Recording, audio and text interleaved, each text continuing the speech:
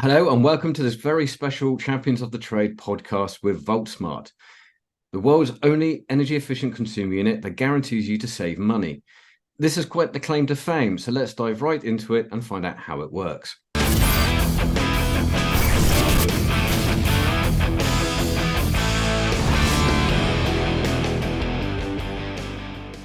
It's great to see you on the show, Jordan. First up, can you tell the audience the history of the company? You're right, Sam. Good to speak to you again. Yeah, you too. Diving straight into the history of the company. So, 5 years ago, me and my business partner, we were selling normal voltage optimization out there in the industry through normal channels of sales, telcam, and all them different sorts of things.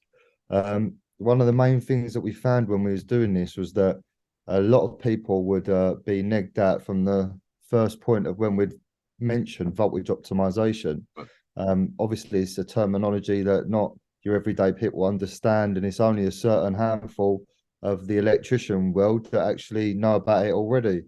So getting this across to the customer was quite a challenge. And even though we did make a lot of traction with that, the one thing that we found once we actually got to the point of sale and installation of the product was that a lot of houses wasn't fit for voltage standalone voltage optimization. There was a few different reasons for that. One of them was that sometimes, and most of the time, a lot of the people would brought the towers through from an outside distribution, like where your main fuse is and everything like that. So as the towers come through the wall, they're either concreted in or inside the cavity of the wall. And what we found, there was a lot of remedial work to get some of these units in a lot of the time. And then also where the standalone voltage optimization unit is the same size as a consumer unit itself, we've come across many scenarios where you couldn't fit two in the same space it was. I mean, Yeah. as an electrician yourself, Sam, you know what sort of tight spaces a fuse board to put in often. Yeah, so Uh, sometimes they're ridiculous, aren't they? Sort of understair cupboards and things like that. And it's yeah. Well, people want them out of sight and out of mind. And a lot of the time when we was doing voltage optimization standalone, we'd be putting them in IP rated boxes outside. We'd often be explaining to customers that they'd need remedial works of making things look nice again after we've done our job to either get out the towels in the wall, or sometimes it might be an easy one and we'd add a Henley block and just put it in underneath. But it was just like, every single job's different in the electrical world. So what we ended up coming to a conclusion was with when we met the manufacturer itself of voltage optimization, the guy who actually brought it to the country and turned it into a technology that everyone could use in different premises. When we was having this conversation with him, and we said a lot of our jobs are actually falling off, and we're not able to fit because of the reasons I've just mentioned. Is this something that you find across the board, or is this like, are we getting a bad turn here? We're getting a bad end of a stick or something? And he explained to me that he sees this across the whole sector, okay. and that it's quite a common thing, that you do get a big drop off just because of the space or the cabling or whatever or sort of problem that you come across. It does affect the install rate of these products, even once you've sold them, is that you could actually have a no fit. And once he mentioned that to myself and that, me and my partner, we put our heads together over days, but we are come up with a version of saying, why can't we just have the voltage optimization inside the fuse board so that they're a combined product? So there's no need for the extra cabling, extra space, and all these different things of bringing the cables out of the fuse board to put in Henley block, then into the optimizer, then back Yeah. into the fuse board. It just cut out a lot of the problems that got in the way of making it an easy fit or easy installation to have for a domestic sitting. And then the other thing that was obviously come to knowledge when we was going through all this was that selling a fuse board that's an energy efficient fuse board was a lot easier to explain to a customer than to say, would you be interested in voltage optimization? First of all, because they don't understand voltage optimization, and like I said earlier in the chat, who isn't involved in this industry? But then when you're saying to someone, how would you like eco-efficient fuse board, it was a much better and relatable thing to say to anyone out there, because everyone has a fuse board. They all know what that does in their house. I mean, many of the older generation remember rewiring up fuses Yeah. with the cable and having a strip of cable in their cupboards and that sort of thing. So everyone's familiar with a fuse board. So we was able to develop it in a way after a lot of years of research and development, because of many issues that we found across doing this. But eventually we come to a point where we was able to patent protect our unit that we had made. We got it past all the regulations that we needed to obviously make it a safe and a well quality board for the nation to have in their homes. And then we went the extra mile by adding in a lot of fire safety features to make sure that it was extremely safe, and it was pushing the limits of making sure homes are even safer than they could be. Right. So not only have you got that voltage optimization, you put the AFDDs in now, I assume.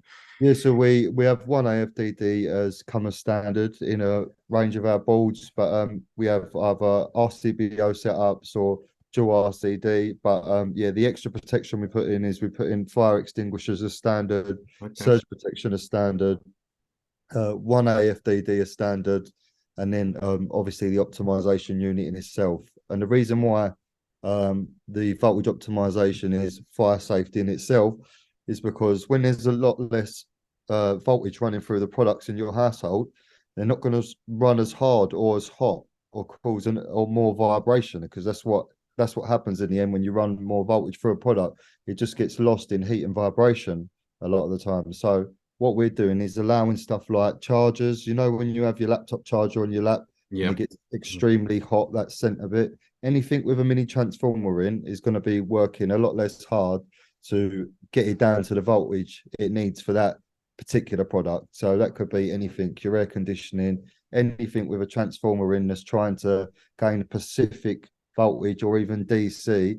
Them little units, them conversion units in all these products that we own, they're just going to be working double as hard if they're getting voltage that they wasn't actually designed at. Yes, they can take our voltage in the UK. Absolutely. They can take anywhere from 207 volts all the way up to 253 volts. So they have got a tolerance of that. But the higher you push it up the end of the voltage scale, the harder the product will work. And it doesn't mean better performance. And we've got many rigs that we've developed over the time to prove this live with people in demonstrations. And we've done this around a lot of the CEFs around the country when we've been on their road shows as well. Cool. So it's actually the voltage that creates the heat and not the ampage then, is it? Well, it's a knock-on effect, as you know, when you're using Ohm's law. So when you're using Ohm's law and you raise a voltage, I mean, like we know, it's most products. We have a hierarchy of what different products save and use different amounts. So the amperage reduction, what is a knock-on effect of what we do, is always different depending on the product that is in place and how voltage dependent that product is.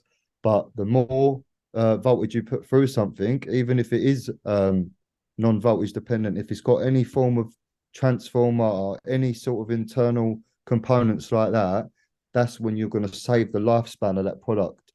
So for instance, LED lights, they're on the right low end of the scale of what you can save money wise by using voltage optimization. It's about 4% savings. But when I mean, the IET who write the regulations, they've even come out and there's a statement from their website saying that if you was just to lower your volts by 10 volts, you'd save 46% of the lifespan on your LEDs, so they'd last 46% longer. And with our kit, we're obviously reducing it anywhere from mostly around the 20 volts marker. So you can imagine if they're stating that 10 volts will save you 46% of your lifespan on your LEDs, what will lose in 20 volts do? We're looking at making everything much more efficient. That's a really good thing, because what the average LED out there is about got a 20,000 hour lifespan, hasn't it? Which I worked it out a while back. It's around about 6 years if you left it on constantly. So if you add in 10-20% lifespan to that, that's a hell of a yes, was 46. A 46, or yeah. And but the thing you got to remember is, let's say for instance, because this is what we've always got to remember, and it's the biggest misconception out there, is that like you just said, let's say that you have got a bulb and you've got that from the electrical wholesaler, and it says 20,000 hours on it. Now that's 20,000 hours when it's running at the voltage it was designed at. Yeah. So as ourselves being in the manufacturing industry and that sort of thing, we've had to go through the vigorous tests with our boards and everything. And the thing is over in Europe, where most things are developed for us and that have a CE stamp, you only have to, by the books, have to test it at 230 volts maximum. Okay. And a lot of the stuff in Europe get tested from 220 to 230 volts. So that means that 20,000 hours lifespan that you maybe see on their data sheet or something like that, that's only applicable if it's at the voltage it was tested at. Because how many if you raise the voltage, if you raise the voltage, the wattage will go up with it, and obviously it'll overheat in the back, and then what will degrade its life. So you're more likely to lose that than so by voltage optimization in it, you're going to get that full lifespan of what it was intended to supply you in the first place. Yeah, that's a really, because the other thing as well is that, I mean, as electricians, we're trained and taught Ohm's law, but only a small part of it, isn't it? Because I suppose some of the confusion that comes in with all of this is that obviously if you lower the voltage, you increase the ampage, but that's not actually the case, is it? No, that is the case for many things, and that is why it is a big misconception that we have to deal with there out in the nation. But that is one of the main reasons why we've set up live rigs. But it is true what you're saying, that when most people were taught the Ohm's law, and like myself when I was in college got taught Ohm's law, we all learned it in a triangle, and we learned it in the triangle for various reasons, and that was because that particular formula helped us out with all the main activities we was doing at that time for cable calcs and all the different sorts of things that is involved with needing that calculation. But obviously if you consider the full chart of Ohm's law, which is actually a circle, and then you'll get the added information that you need, which is power and watts, and that's what you need in the formulas to know that this does save money. Because when you're not taking into consideration that the sticker on everything that you ever see for the power wise, so whether it's a light at 6 watts or whatever you're looking at electrical appliance wise, it's going to have a wattage on it, and that will be what you think that product's running at. But if you actually plug it in to the UK, where we're obviously running mainly 242, that's what we're seeing out there, 242, 243. I mean, we've seen up to 258. We've seen the whole range, as you can imagine, because we've been around testing everywhere. But the narrative and the main sort of voltage you get in the whole of the UK is around the 242. And when you put these products on 242, they're not going to be a 6-watt lamp anymore. It's going to be more like an 8-watt lamp. Okay. It's going to be working harder than you thought. So when we voltage optimize these products, we're actually bring it down to what it said it could do in the first place.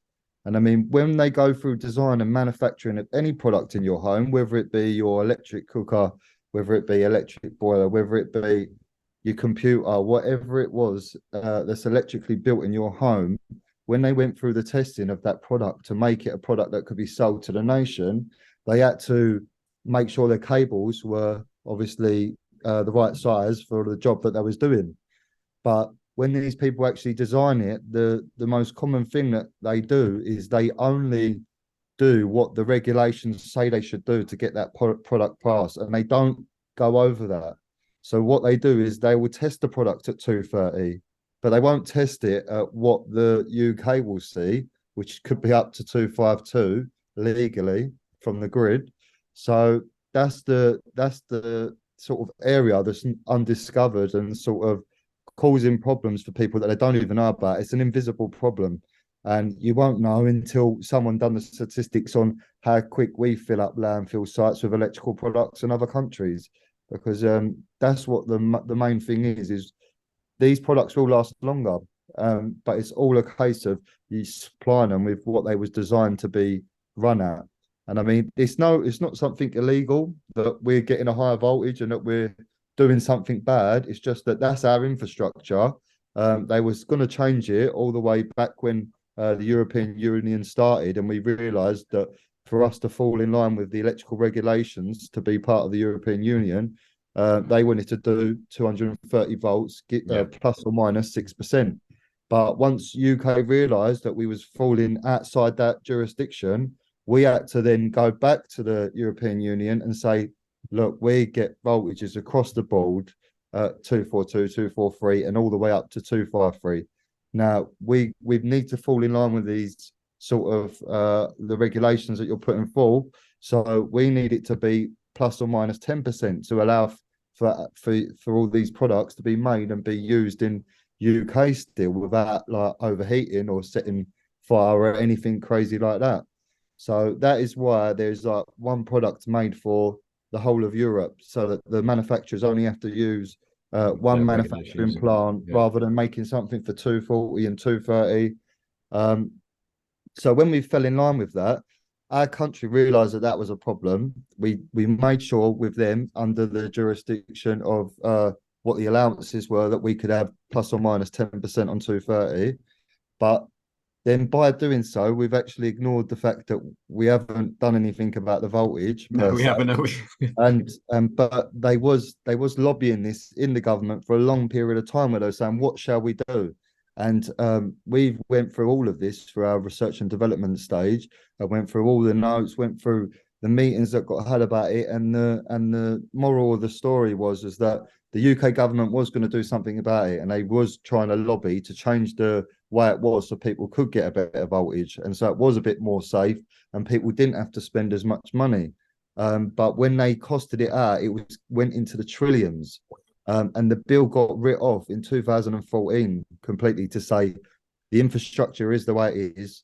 For us to change it now, we'd have to like purchase people's houses that don't even want to be purchased. We'd have to dig up all the roads. Wow. Because that's basically every time there's a phase going down the street, they'd have to cut that in half and put another substation or transformer every halfway down the street, because the cables would have too much voltage drop to then obviously provide people what they actually need, and then it will go too low rather than too high. So the end decision was in 2014 they writ off the bill and said that we'd obviously stay as we are. We're within the tolerances of the EU, which means they're still making products that fit everyone rather than just a certain criteria people on voltage. So so basically that's how we've carried on, which has led us to obviously create our product off of the back of what we've already seen in the industry. But the main aim for us, what we wanted to do was that we see it being used commercially, and we were selling it commercially. There's so many high-end brands, everyone you'd recognize, like IKEA, Kellogg's, Asda, everyone you could think of. Even the House of Commons has got a voltage optimization unit inside their premises, and that is because the commercial land have been using it for a long time. It's a test-proven science. So at the end of the day, anyone who can save a lot of money, especially them sort of people where they look to make sure that they're not spending as much as they have to across the board, it was a very viable and good product for them. But when it was brought to the domestic market, it was mainly put through with solar people, because solar raises volts. So there was a lot of solar industry putting this in with their systems to, first of all, keep the volts down, and second of all, it will give the customer added benefits anyway.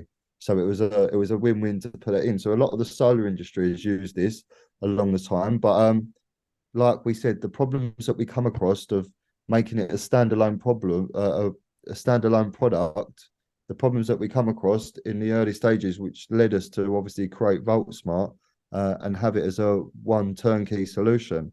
And become a fuseboard manufacturer where we've got a whole range of products, all the way from a standalone voltage optimization unit called the Voltsmart Mini to our standalone normal fuse boards that are called FireSmart with our extra fire features inside them boards, and then obviously the Voltsmart, which has it all, which has the optimizer inside it pre-built in and has all your fire features that we've already went over. But yeah, that's why we created one turnkey package, so that people out there in the domestic industry could simply have a fuse board changed and have all these added benefits to their home, plus bring their home up to 18th edition. And do you know what I mean? Save some money on their bills when at times right now it's obviously just crawling up and up as the years go on. Yeah, it is. There's still a lot of the old rewirable fuse boards around. I replace one or two probably a month myself at the moment. Yeah, we see them all the time still, and it was about just over a year ago we got statistics that it was about 76% of fuse boards are outdated still. Yeah. Of homeowners. So it's a market that hasn't been done. No, there's been no incentive for anyone out there to change their fuse board. I mean, we all know it sits in the cupboard. It's forgotten No, about. no one wants to look at it. And I mean, as an electrician myself, if I ever went into a customer's house back in the day and you'd see that they've got an old fuse board, you'd always say, "Do you want your fuse board changed while I'm here?"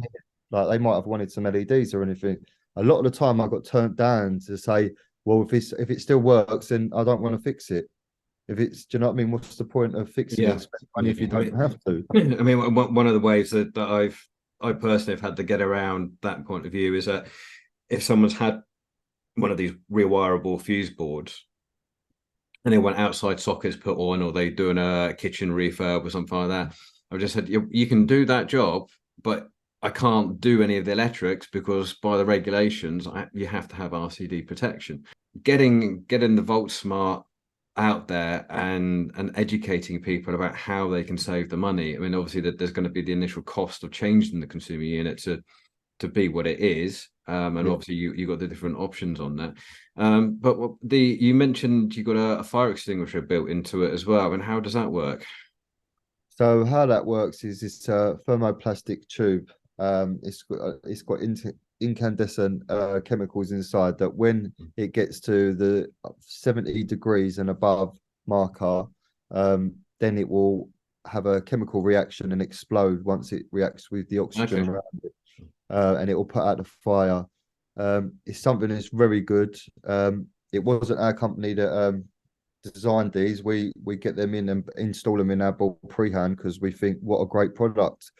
We want to have everything on in our board that can obviously protect people. I mean, because we can create the best fuse board in the world, but that doesn't mean that someone who's not an electrician ain't going to go and buy one from CEF and install it themselves. Yeah, do it wrong and then cause a fire. I mean, we've all seen the buzz bar fires, even in our statistics. I won't list them off, but I know that the majority of house fires was all created within the fuse board. Yeah. And most of the time, I mean, as an electrician, I know the main thing that people do in the fuse board that can cause a fire is if they don't correctly install the buzz bar at the bottom. Yeah. Because if they don't do that, then you've got a loose connection and an arc turns into heat. Once that heat starts melting the plastic and it gets enough heat, then it will set alight. All of a sudden, you've got a fuse board to set alight. And I've actually come across quite a few when back in the day when I was on council contracts in London of these occurrences, and it's not as rare as you'd like it. No, I mean I haven't seen the buzz bar fires myself or the edges of it, but I have seen a lot of the cables where they've gone into the top of the circuit breaker and the insulation's shriveled all halfway up and it's all blistered and burnt away. And it's on everything from cooker and shower circuits all the way down to lighting. And a lot of that is just loose connections not done up correctly or incorrected rated cable and that kind of thing. Especially when you get the DIYers that change the fuse board. I mean, honestly, it's not actually a difficult job to do, just changing a wire and changing the fuse box over, but you need to have the right tools, the right education, and you need to be able to test it to make sure everything is completely safe. So that's why the electrician should be doing it. And that's why, obviously, for Voltsmart, through everyone we talk to and network with, we always make sure you've got to use a gold card qualified electrician and they've got the NIC or NAPIT registered so that they can sign it off and do a proper job. Because, like you just said, the last thing you want is people out there who and obviously who don't know what they're doing, don't have the right education. And let's face facts, all of us in our younger years of being electrician or in that industry, we've all made mistakes. It's a natural thing to happen. We can't help it. I mean, when I first started, I've seen people do cross polarity so many times, reverse polarity so many times on simple stuff, and you just think, well, that was simple. How comes that's gone like that? But it happens to the best of us, and it only takes someone who's young and not been well experienced to have a bad day. All of a sudden, they might have done something wrong, which is why, yeah, we obviously anyone that we do partnerships with or anything like that, we always vet all installation people just to make sure that this is going out there correctly, being installed correctly, because at the end of the day, we want to be one of the safest and obviously greenest fuseboard companies out there. And we want to do that by giving a quality product that electricians will like. And I mean, it is a bit bulkier than a normal product. I'll quickly show you it. So this is it with the front off. So you can notice that there's an extra compartment out here. But Okay, yeah. you have to have somewhere to put the technology, and it isn't spaceless. Do you know what I mean? And to No. put these things into place and do what we've done, we had to build it in a way where it could house everything and obviously keep everything well within regulations, which we have done through what we've done, what we're doing. And this is why we're going out to market now. I think 2024 is going to be a big push for us because we're getting the momentum now of people out there. Electricians are backing us. We've got many different companies backing us and in partnership with us. So yeah, we just want to reach it out there to the nation because in our eyes, at the end of the day, there's many different positives that come off of getting this out into the nation. And one of the main criteria is this, which is a big government pleaser, and anyone who obviously cares about the future of the planet, is that we're going to be saving tons and tons and tons of carbon emissions by people having it in their houses. People use less kilowatt hour, and that equals less carbon emissions. Yeah, and especially with the whole EV drive as well, when people plugging in their vehicles to charge them up, and with the HVAC systems, with the air source heat pumps and that kind of thing as well, the power usage is actually going to kind of slightly increase because of the amount of electric being used. But obviously, fossil fuels is going to go down from that point of view, so you're not using so much gas and oil. And you offer a free survey for every home or business in the UK. I mean, how does that work? So how that works is we've got many teams across all different places. We've got a Ireland team, got a Welsh team, we've got a team in the northeast, and then we've got teams down south who work around near our ways, which we are based in Essex. So what it will be is one of the surveyors will come out to you. They will come to your house, take a voltage reading, look around your house at the sort of appliances you got, and make sure you've got space for the unit and that what circuits you have inside that fuse board, them sorts of things, to know what information to relay back to the electrical team. Then the electrical team will obviously say what product they need. The customers will decide whether they want the product or not. And then obviously following that they do, we come around and install. Usually at the minute it's within a 1 to 2 week period that installs are happening after That's a good turnaround. people purchasing. But it's a fast moving train. That's obviously it's taken a long time to get the R&D and perfect everything that we do in the background so that we can come to market in a positive way and make a difference. So that's where we're at right now. Yeah. And say I was your customer, if I came to you and say, I've got 6 months, I've got 12 months worth of electric bills that I can show you, would you be able to kind of give me a good idea of what my savings would be? Yeah, once a surveyor comes around, they'd definitely be able to do that for yourself.